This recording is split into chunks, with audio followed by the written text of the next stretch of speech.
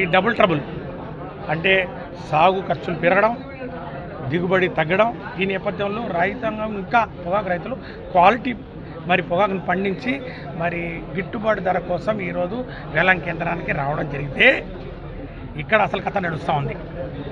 ఈరోజు ఎవరైతే బయ్యర్స్ ఉన్నారో వాళ్ళు ఎక్కడ కూడా ఇవన్నీ కూడా పరిగణలోకి తీసుకోలేదు. సామాజిక స్పృహ కానివ్వండి, ఒక సామాజిక బాధ్యత కానివ్వండి, రైతాంగం పక్షాన నిలబడే ఆలోచన కానివ్వండి, వాళ్ళు చేయట్లేదు. వాళ్ళు మేము వ్యాపారస్తులం, వ్యాపారం చేసుకుంటాం, మాకు ఎంత తక్కువలో అంత తక్కువలో కొనమని మాకు ఆదేశాలు ఉన్నాయి అని ఐటీసీ అంటుంది, ఇటు పక్క గాడ్ఫ్రే అంటుంది. అరే ఏమయ్యా నువ్వు గమనించావా లేదంటే అవన్నీ మాకు సంబంధం లేదు సార్, ఈరోజు పంట ఉంది, రైతులు అమ్ముతున్నారు, మేము కొంటా ఉన్నాం, లేదంటే తీసుకువెళ్ళిపోమండి. ఇంత నిర్దాక్షిణంగా రైతుల్ని కేవలం ఒక వ్యాపార కోణంలో చూడడం అనేది చాలా బాధాకరం.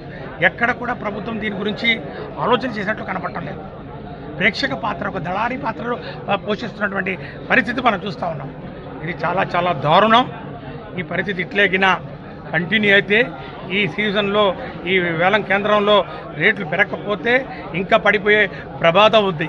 దీన్ని అరికట్టడానికి ఈ యొక్క రేట్లను అట్లా ఆపి పట్టుకోవడానికి ప్రభుత్వం తక్షణమే ఈ మార్కెట్ ఇంటర్వెన్షన్ చేయాల్సినటువంటి అవసరం ఉందని చెప్పి వైసీపీ డిమాండ్ చేస్తూ ఉంది.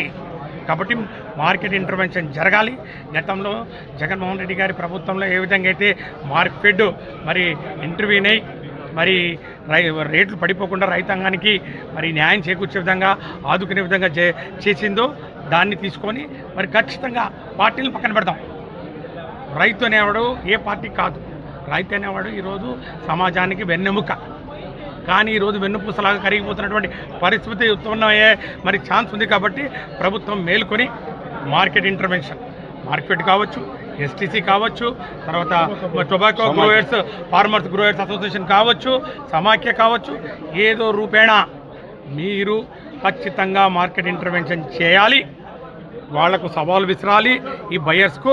అదిగో మీరు కొనకపోతే మేము కొంటాం, అంతేగాని రైతుల్ని గారికి వదిలేసి వాళ్ళు ఏ రేటు మీరు చెప్తే ఆ రేటు వాళ్ళు కొంటారనే ఒక చులకన భావం లేకుండా మేము ఆదుకుంటామనే ఒక భరోసాను కల్పించే కార్యక్రమం ఈరోజు ప్రభుత్వం చేయాలని